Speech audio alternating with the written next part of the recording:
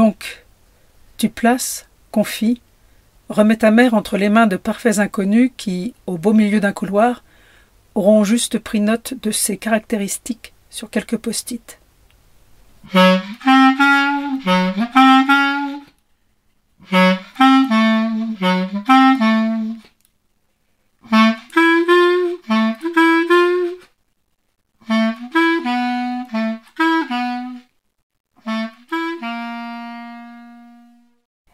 La revue Rue Saint-Ambroise et l'association Rue du Conservatoire vous proposent Démence de Daniel Lambert.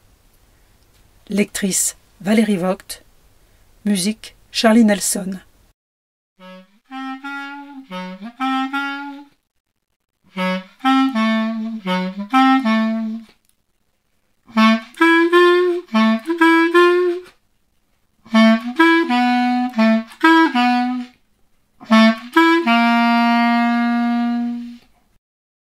En 2013, tu décèles chez ta mère les premiers pas de la maladie de Parkinson. En 2020, effectué à ta demande, un scanner révèle une démence vasculaire cérébrale. Malgré les mesures sanitaires, tu parviens à lui rendre visite. Tu ne sais pas que tu ne reviendras pas avant longtemps. Vendredi 18 septembre 2020. Le saut du loup. Dorénavant, mer comme du bois mort, sec et cassant, cherchant la manche du gilet dans une raideur têtue, ne connaissant plus la courbe, le ploiement, mais l'inflexible ligne droite, le muscle rigide, le mouvement menu, se heurtant à tout ce qu'elle touche, d'où la vie semble se retirer. Mer de bois mort, de cerveau mal irrigué, de doigts gourds qui ignorent la fourchette et le couteau, de verre d'eau qui n'atteint plus le bord des lèvres, de gourmandise aux yeux brillants, de douceur lente.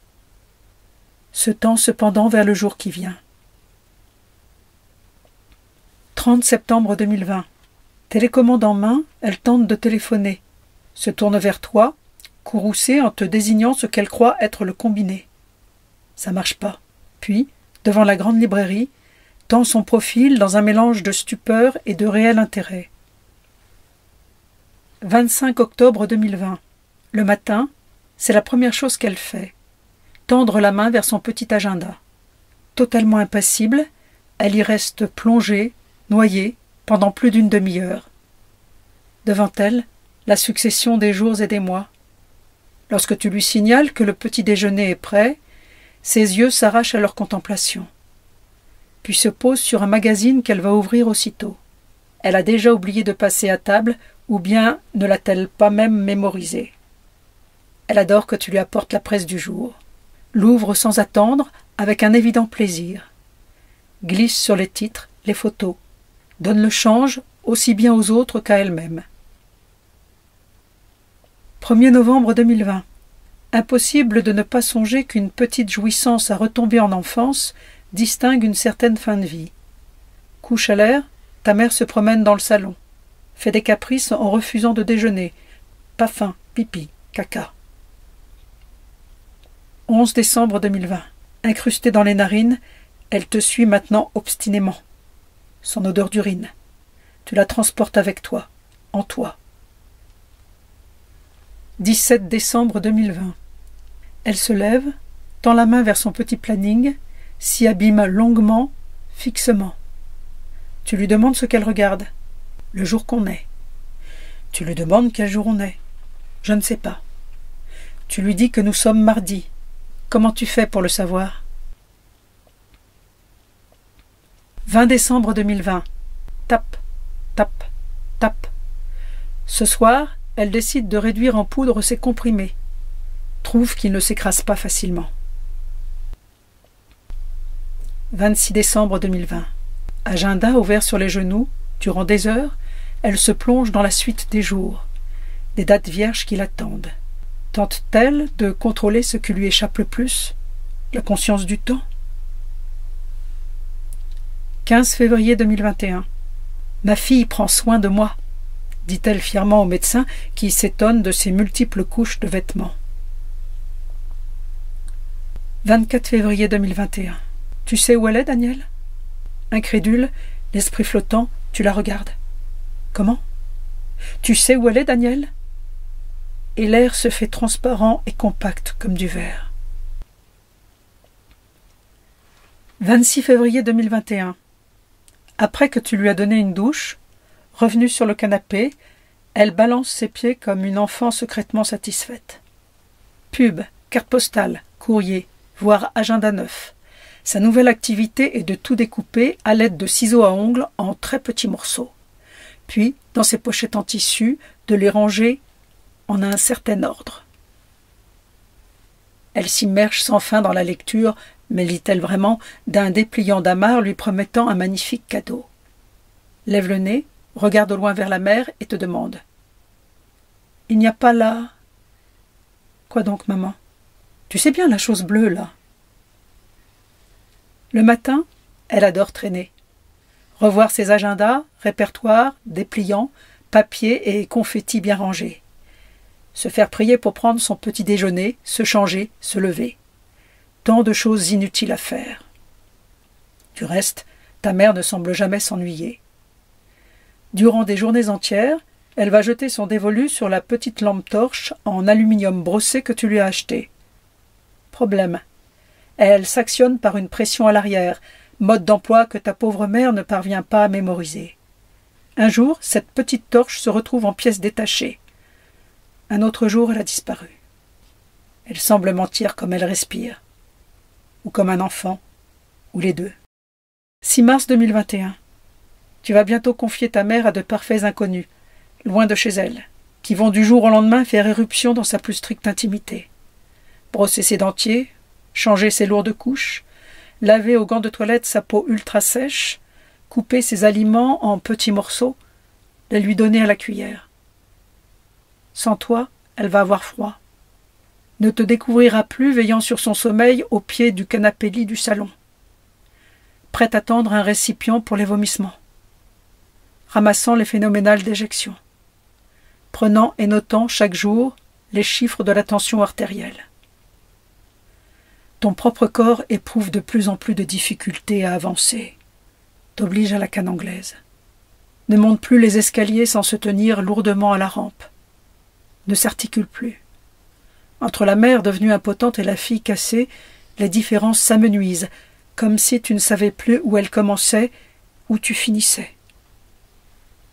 Quand tu vois son absence totale de réaction devant tes problèmes articulaires, tu y penses, à la petite fille que tu étais.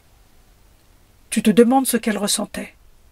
Que pouvait-elle se dire si ce n'est qu'elle ne méritait pas son attention, son regard, sa compassion? Elle devait être trop sale, trop moche, trop chochotte, cette petite fille. Mais surtout trop rien. Une bulle de vent, un être informe et infime. Juste une bonne élève aspirant l'odeur des autres en engloutissant les livres, qui ne savait plus où elle commençait, où elle finissait. Et d'ailleurs ses baigneurs qui atterrissaient au grenier. Juste la fine pellicule des pages se tournant sans fin sur du vide. 28 mars 2021. La voix de Nagui fuse en dehors du téléviseur. Le sommeil de ta mère se répand comme une ouate sur toute chose, appesantit l'air comme une paupière s'alourdit, anesthésiant les meilleures volontés, ramenant aux sensations de l'enfance, te coulant en un monde utérin que pour rien au monde maintenant tu quitterais. Ta mère dort, la télé gueule, Nagui n'existe plus. 30 mars 2021. Ici tourbillonnent les images perdues des étés avec tes frères, rondes rieuses, qui te renvoient à la légèreté d'une vie faussement oublieuse.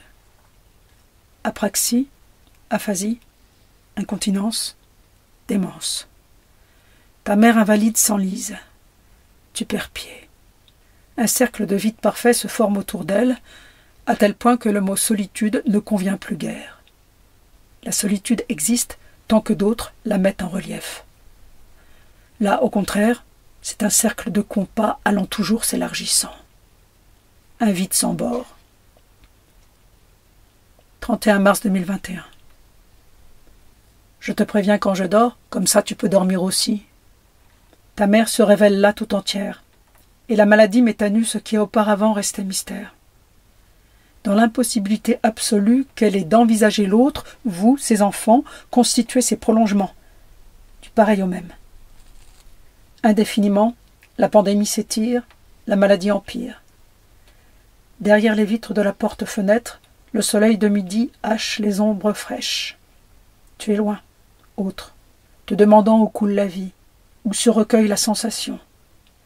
Tu sais juste que ta mère dort et libère un espace de calme momentané où peut s'engouffrer celle qui, en toi, veille continuellement. 2 avril 2021. Ta mère dort. Tu écris. Nagui sans le son, ce sont des bouches qui s'ouvrent et se ferment sans fin sur un océan de rutilance. Le monde peut s'arrêter de tourner, ce que ça dit, c'est qu'il y aura toujours Nagui. Mais pas ta mère.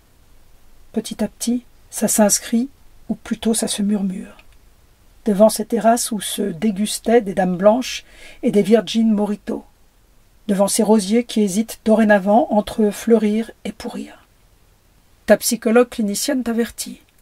Symptômes de dépression majeure. Durant des journées entières, ce sont des paquets de larmes guettant derrière des cils humides.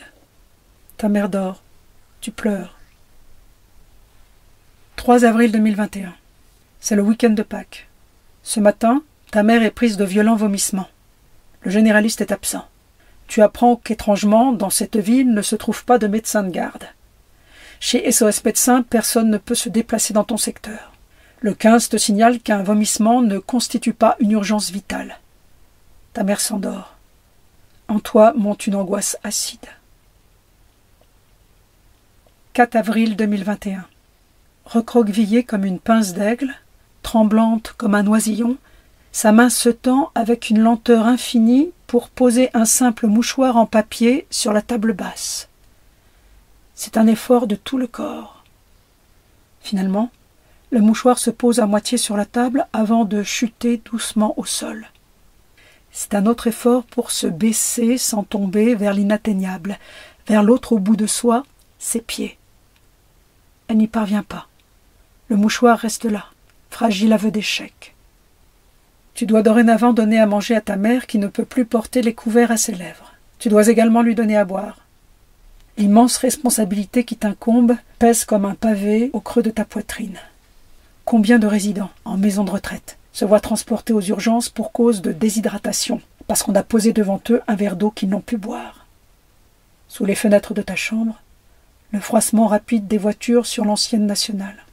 Nous sommes le dimanche de Pâques. Les jours fériés, le flot de la circulation semble toujours émoussé. Mi-bruit, mi-silence.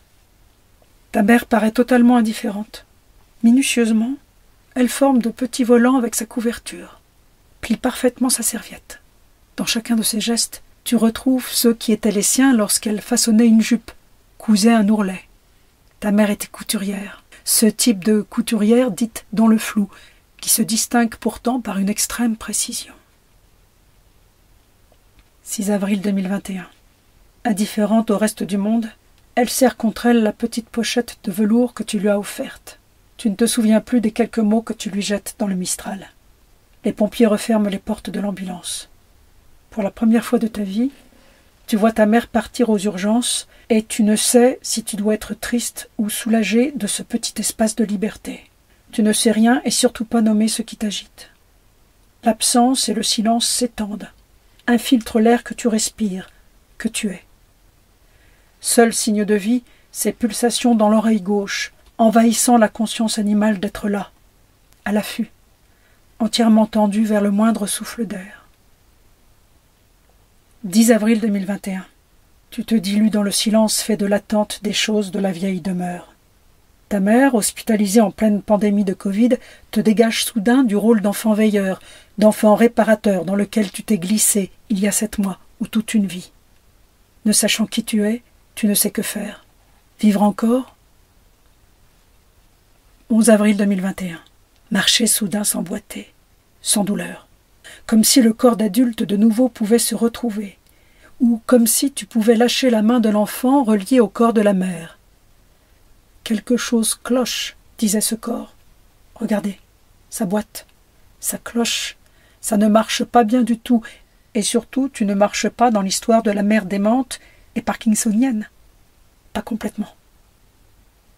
Toi aussi tu as mal au ventre ? Demande-t-elle en te voyant t'aider d'une canne anglaise. Tu n'es plus le prolongement informe et indéfini de la mère qui, en te mettant au monde, ne t'a mise qu'à son monde à elle. 16 avril 2021. Oh, il y a même la télé. Ta mère retrouve son salon avec lit médicalisé, lève-personne, chaise dite garde-robe que tu as fait installer. Et son ancien téléviseur. 19 avril 2021. Ta mère dort. Tout a changé. En l'espace d'une semaine, une embolie pulmonaire a enfin été diagnostiquée. Un lit médicalisé s'est imposé avec cette potence qui te rappelle celle de ton grand-père paternel, paralysé durant 8 ans à la suite d'une hémorragie cérébrale.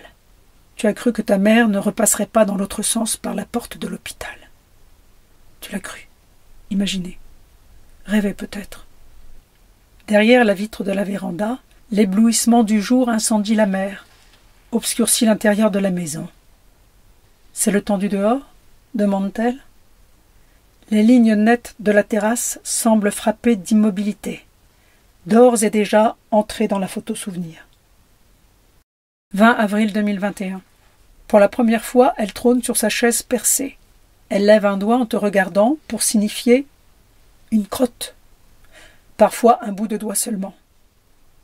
Ce matin, alors que tu lui tends son dentier nettoyé pour qu'elle le replace, c'est quoi ça? En embuscade, toujours possible. La pensée de sa mort. Toi aussi tu as bien dormi? De nouveau tu comprends qu'il n'est pas de différence, pas de frontière entre elle et son enfant. Tu es dangereusement englouti en elle, en ces eaux de glace et d'effroi figé.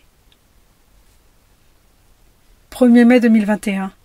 Dans ces jours ennoyés, tu n'as pas vu arriver le jour férié, le seul de l'année capable de réveiller chez toi la peur du manque pour cause d'absence de journaux et de réfrigérateurs vides, le 1er mai. L'angoisse levée dans l'arrière-gorge, l'angoisse se trouvant généralement derrière, jamais devant.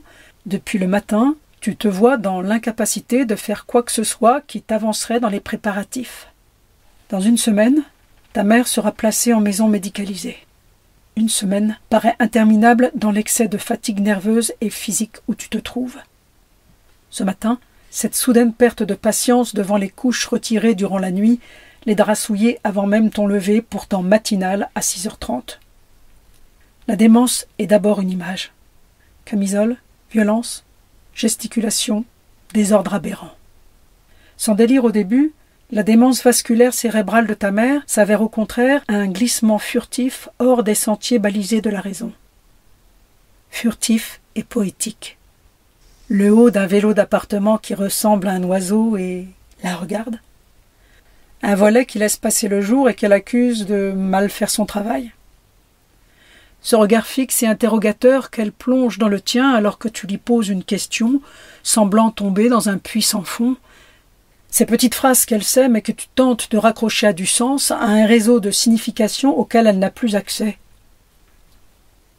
Tout comme elle n'a plus la possibilité de tenir le décompte des jours au point de s'étonner que tu les connaisses sans te référer à une horloge ou un portable. La démence. Cette démission de la raison qui, si doucement, s'invite en vous. Devient vous. 10 mai 2021. Elle suit du doigt une ligne dans la texture de son pantalon. Aucune importance, répond-elle, lorsqu'on lui demande si sa nouvelle chambre lui plaît. Aujourd'hui il pleut. Tu places ta mère en EHPAD. Auparavant, dans l'ambulance, elle t'aura dit « On n'est pas près d'arriver ?» Pourquoi? Ça fait des heures qu'on tourne en rond. 11 mai 2021. Donc, tu places, confies, remets ta mère entre les mains de parfaits inconnus qui, au beau milieu d'un couloir, auront juste pris note de ses caractéristiques sur quelques post-it. Mange-t-elle coupée ou mixée? Est-elle incontinente? A-t-elle encore un peu d'autonomie? Donc, tu abandonnes, place ta mère entre les mains d'une aide-soignante qui va faire l'erreur de l'appeler Madame Martin. Tu sauves ta peau en t'apprêtant à voir sombrer celle que tu aimes peut-être le plus au monde. Et ce peuple de lourds fauteuils roulants, surmonté de regards perdus, tu perçois faiblement qu'il sera bientôt le tien, toi qui déjà t'aides d'une canne anglaise. Mais ces statistiques découvertes peu de temps auparavant te rappellent tes limites. Les 2/3 des aidants décèdent avant le malade. En toi, un brouhaha de remords, peines, souvenirs d'enfance.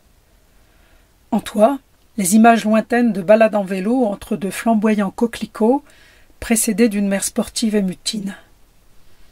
En toi, l'image dans son fauteuil roulant de ta mère que tu prends dans tes bras et qui semble déjà reculer en des contrées si loin d'elle-même, voire hors d'elle-même, expulsée là où aucune voix ne pourrait lui souffler l'impensable vérité. Mes enfants m'ont placé en EHPAD. Puis le lendemain, ce regard frais, dispos, ce visage reposé d'une mère que tu retrouves pour déjeuner, dans des vêtements que pour une fois tu n'auras pas choisis, attablée devant ses cartes postales préférées et un petit écran de télé allumé sur sa chaîne favorite. Un appétit momentanément retrouvé. Tu la couches pour la laisser sombrer dans une sieste de plomb. Tu t'aperçois que quelque chose t'a quitté et c'est l'angoisse. Le bloc d'angoisse qui t'habitait, tu travaillais nuit et jour, s'est dissipé. Tu ne te sens pas plus légère pour autant. La pluie qui t'accompagne ces jours-ci ne parvient pas à ensevelir Nancy sous la tristesse. 13 mai 2021. Premier jour sans voir ta mère depuis 9 mois. Et lorsque tu écris premier jour, s'impose l'image du premier jour de ta vie, l'idée qu'il peut s'agir d'un arrachement. Et c'est bien ce que tu ressens, ton corps déchiré.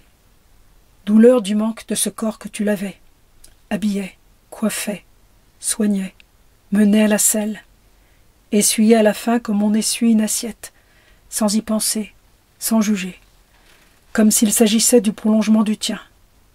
Et ne s'agit-il pas du prolongement du tien?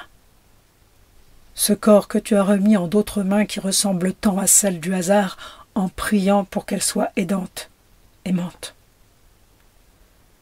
Ta mère arrachée à sa maison, à cette foule d'habitudes qui tissait ses jours et que tu mets brutalement face à sa finitude.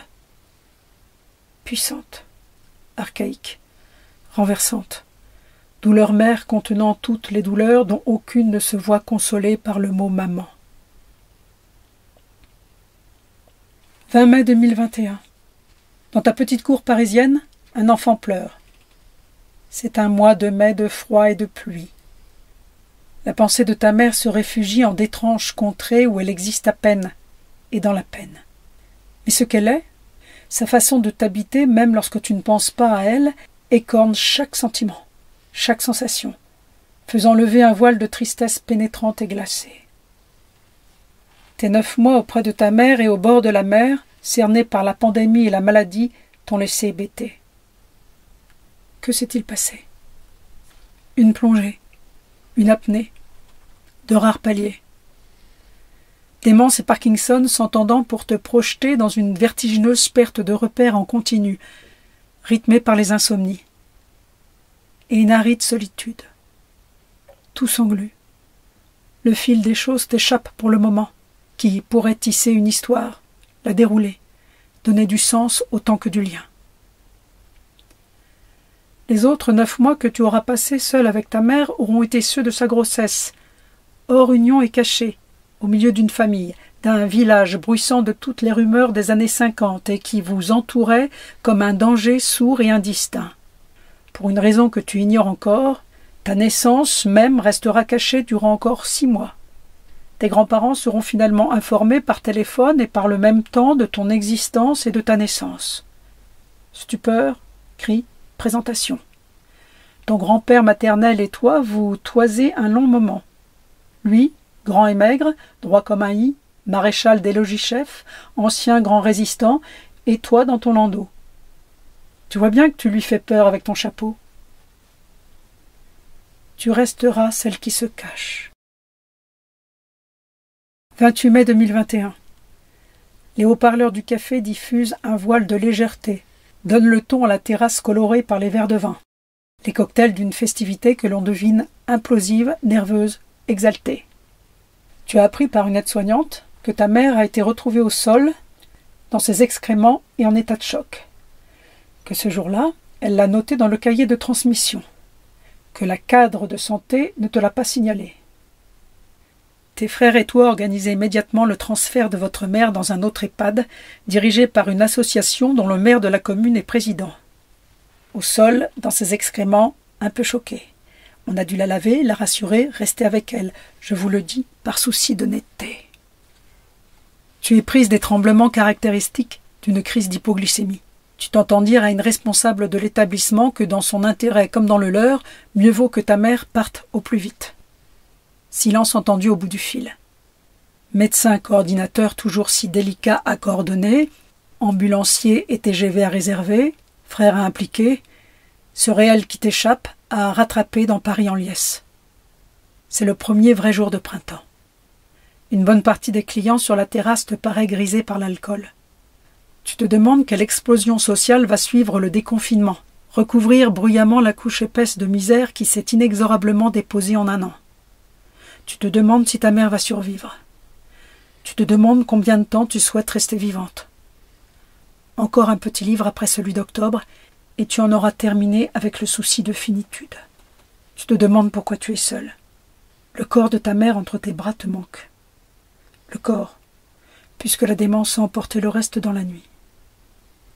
Ta mère devient une idée, une douleur sans nom, un vent qui se lève sur le jour qui commence, mais pas un être en chair et en os, non. Tu guettes la déréalisation. Là où tu te réfugies, quel bruit ensommeillé, ouaté, fait donc ce premier jour à 20 degrés. Tu vois la page blanche, le stylo qui court et cette ligne noire qui fuit signe après signe, dans laquelle tu t'abstrais, libre et sans corps, depuis l'enfance. La page blanche est ton écran, et ton écran est partout. 31 mai 2021. Le manque comme un creux se creusant lui-même, pesant malgré tout dans la poitrine, se tenant en lourd silence dans une gorge que les mots ne délivreront pas. Manque de ta mère, de ce corps osseux, emprisonné dans la maladie, et qui demandait à la fois tant et si peu. 1er juin 2021. Ce documentaire sur Pasolini et la mort, affirmant qu'elle seule donnerait un sens à sa vie et qu'il l'estime, pour cette raison, plus que souhaitable. Tu as oublié le terme exact qu'il a employé entre joie et nécessité. À l'heure actuelle, tu crois voir ce qu'il veut dire. Ta propre mort t'apparaît non seulement proche, mais à même de clore ta vie. Pourquoi ce verbe clore t'évoque soudain un bouquet de pivoine? Comme un livre se referme. C'est-à-dire comme une histoire voit sa fin s'écrire et, soudain, s'accomplir. Et pourtant, tu auras si peu trouvé d'accomplissement. Ce dernier ne signifiant pas la réussite qui te paraît somme toute ni enviable ni nécessaire. En toi, quelque chose de toutes ses forces a toujours lutté contre l'impératif social de parvenir. Ça grimpe, c'est vertical, concurrentiel, et exige que tu fasses fi de ton milieu d'origine. Il t'a fallu prendre un peu de distance pour trouver, si ce n'est ta place, tout du moins ton attitude, et te dire qu'elle ne coïnciderait jamais avec le mot réussite tel qu'il est couramment entendu. Mais même le terme d'accomplissement, plus personnel pouvant se prévaloir d'une dimension spirituelle, ne peut caractériser les différents âges de ta vie. Enfance minée, adolescence brûlée, études avortées, écriture étouffée, que reste-t-il? Des bribes. Bribes de textes qui ne sont pas même des nouvelles. Bribes de savoir. Bribes de relations. Seule la connaissance de ton être, fil rouge de décennies de travail sur toi-même, t'amène quelque part où tu souhaitais te retrouver. 6 juin 2021. La photo montre ta mère éclairée, illuminée par un joyeux sourire. Un sourire comme tu ne lui en as pas vu depuis longtemps. Elle est entourée par ses 2 fils et la compagne de l'un d'eux, et tu perçois la gaieté de l'atmosphère, le manteau invisible du bonheur. Elle est loin, autre, inaccessible déjà. À Paris, qui s'étire ce matin sous un frais soleil, tu as retrouvé ta bulle de dimanche flottant, traversée de ces bruits ensommeillés ressemblant à des silences. Ici, le murmure d'une radio, là, le cliquetis d'une vaisselle. Des sons lesquels tu te fonds comme un être sans âge, sans corps, plus infime que la feuille de papier sur laquelle se glissent au crayon les mots pâles et gris. Le tenu, l'impalpable te compose sans te constituer, comme une poussière de temps que même une sirène d'ambulance au loin n'agite pas. C'est le temps pur des dimanches d'enfance avec ta mère où tu rejoignais l'infini dans un ray de lumière avant l'explosion paternelle du soir. La lourde odeur d'alcool et de tabac qui te brûlait.